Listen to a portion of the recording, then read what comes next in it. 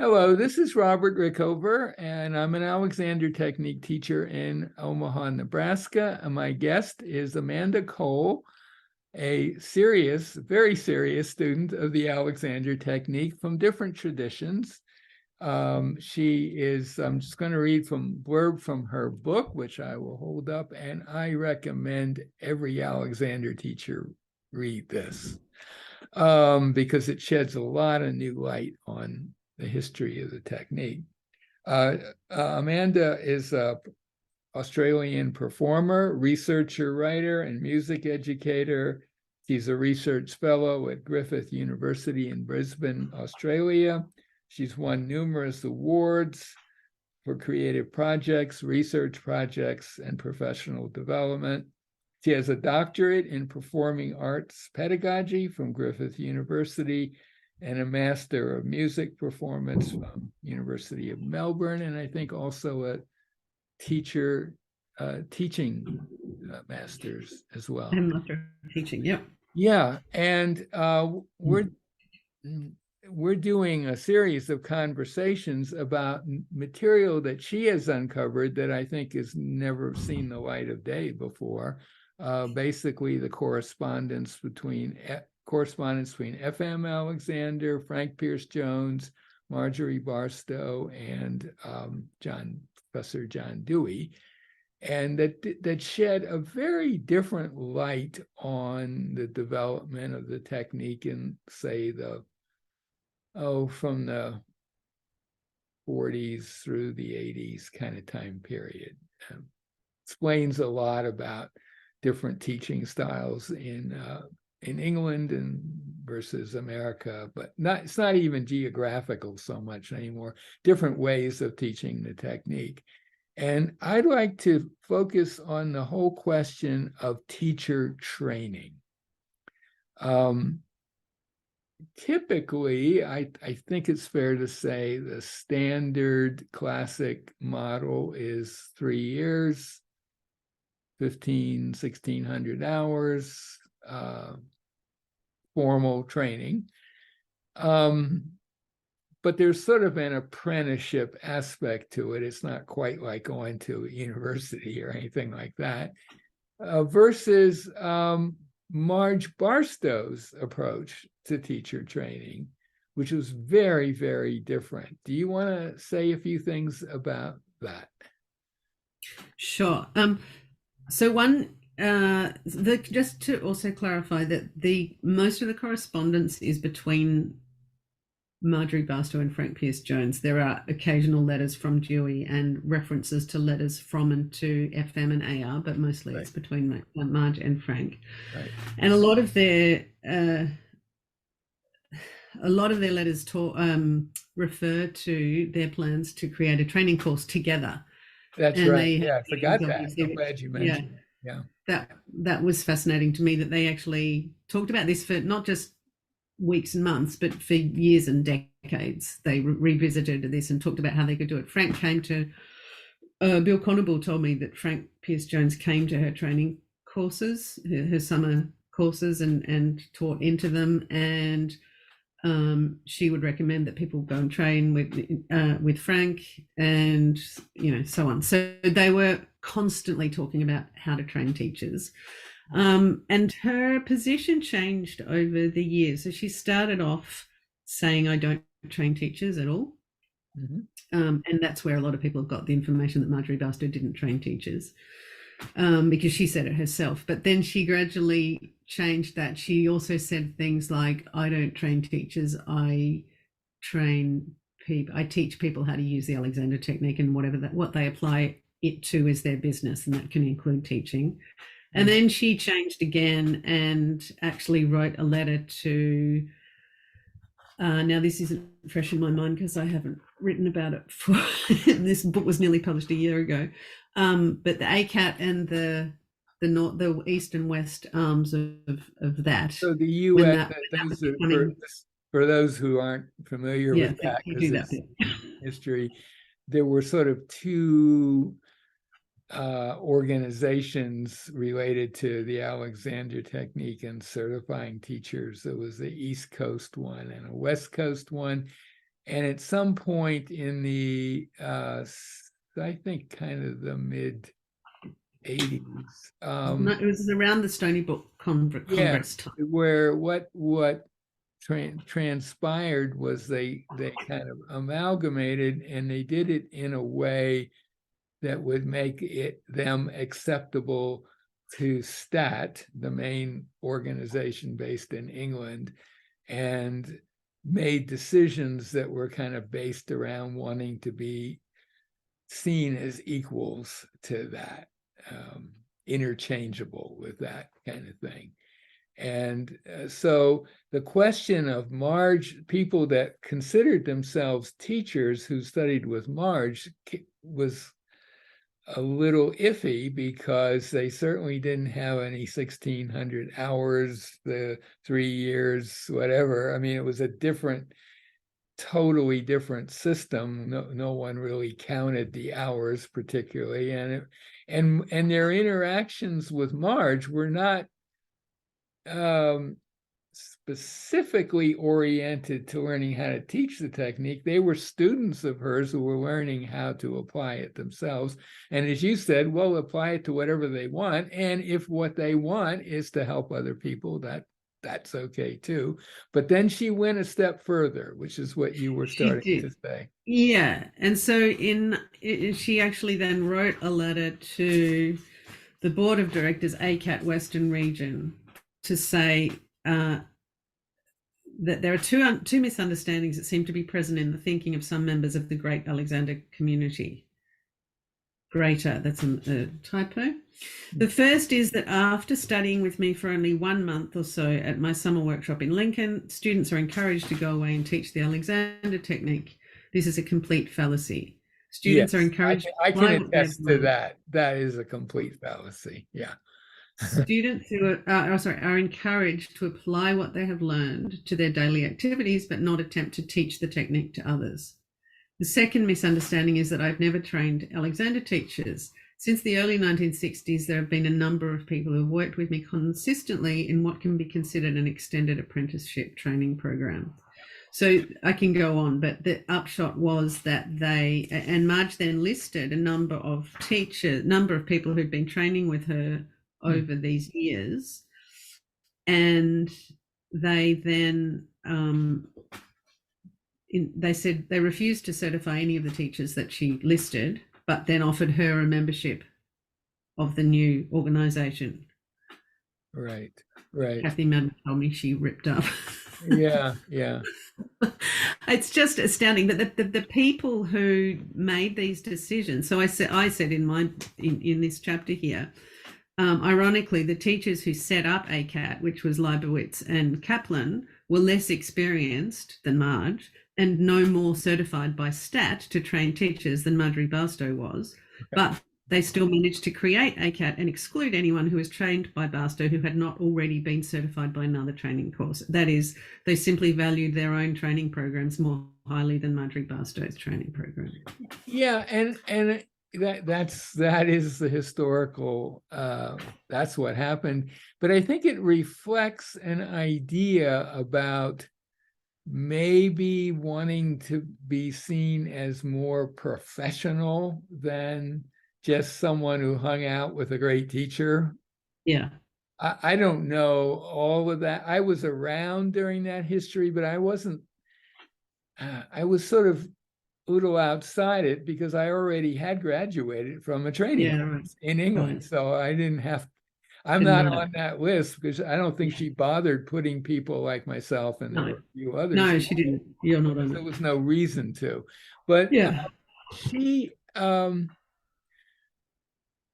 I think at some level, she was a little suspicious of this idea of a certain number of hours. That's what she needed to qualify. It didn't make a lot of sense to her.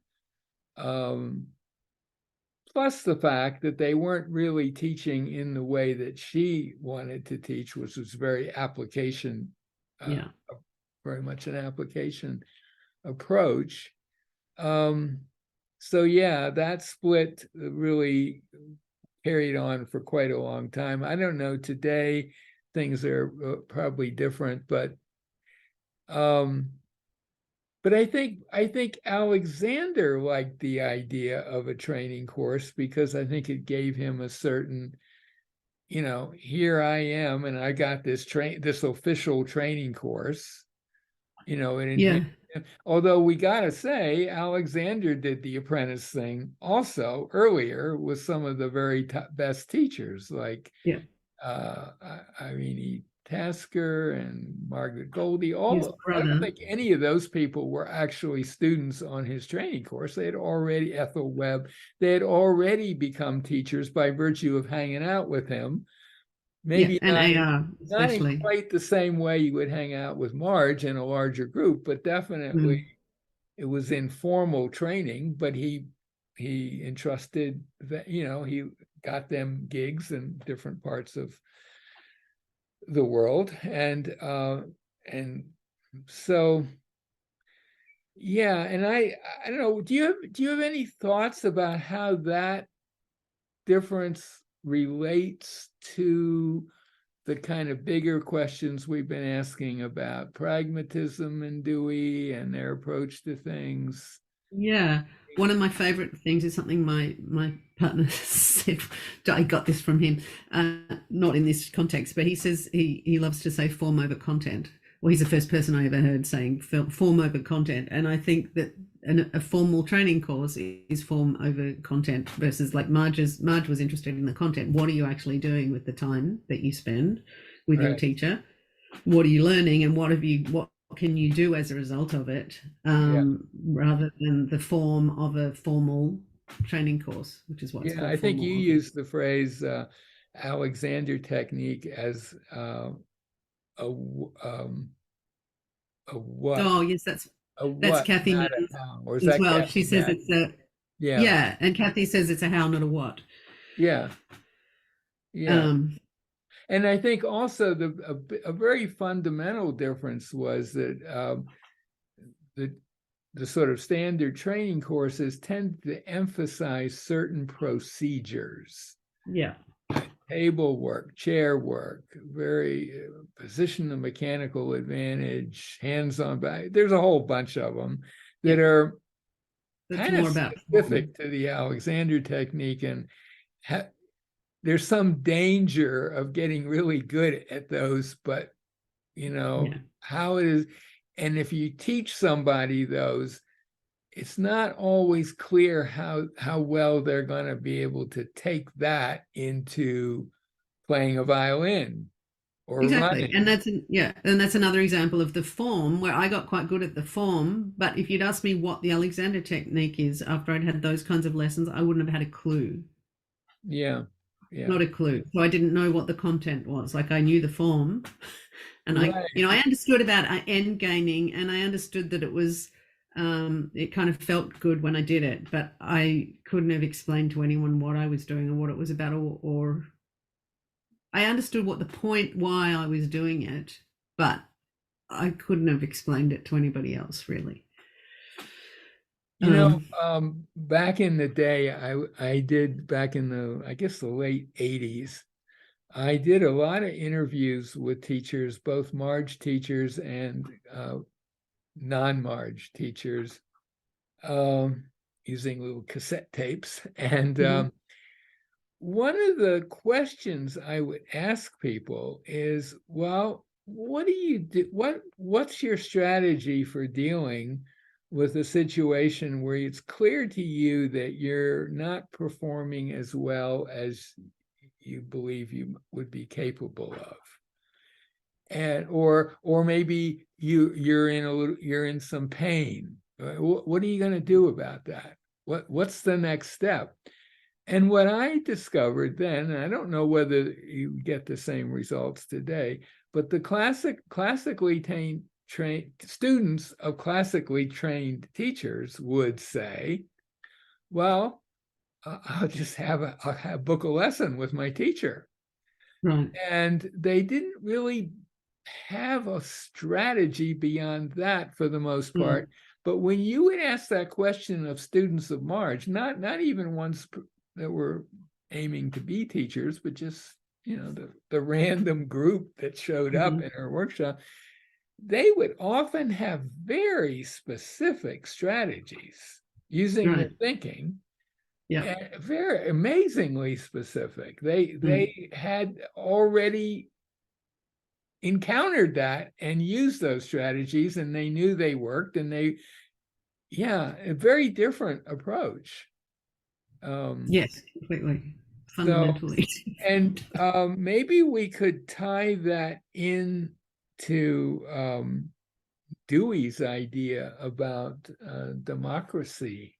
Do you think there's a tie-in there? We could. There was something I wanted to say, which was before I encountered Marge style Alexander technique. My strategy was that I used to spend a lot of time, so if I was coming up to a recital, I would spend a lot of time doing semi-supine on the ground. I remember we had a builder doing some work, and I would be lying on the floor. Yeah. And it was also freezing cold where we lived. We lived in this farmhouse that didn't have much insulation, so I would have a blanket over me. Yeah. He'd walk through and look at me lying on the ground. Right. I remember just going, I'm okay, I'm preparing for my recital. And now I think of that, and I just think, and then I would take the feeling that I got from lying semi-supine and doing all those things that you say, like head moving away from blah, blah, blah, and the mantra kind of things. And then I would get up and practice, but it was totally counterproductive, because what I was trying to do was sing holding on to the feelings that I had experienced while I was lying on the ground. And it worked about 1 in 250 times. It was so frustrating. Yeah. That was my strategy. And I know we're going to have a conversation about table work at a future date, but just taking the constructive rest part of it, forget having a teacher, but it's pretty easy to learn how to put yourself in this constructive rest position that has some advantages. It does tend to encourage release and so on. But then the question is, what happens when you get up from it? Yes. And that was my experience, was that, or I'd come away from a lesson and I'd get in the car and I would feel the feelings all drifting, like melting away. And I'd be driving along and I'd think, I have to hold on to that. I know that wasn't a constructive, I even knew then that wasn't a constructive word to use, but right. I didn't know what to do. And I felt like a failure the whole time because, an hour after my lesson, it was all gone.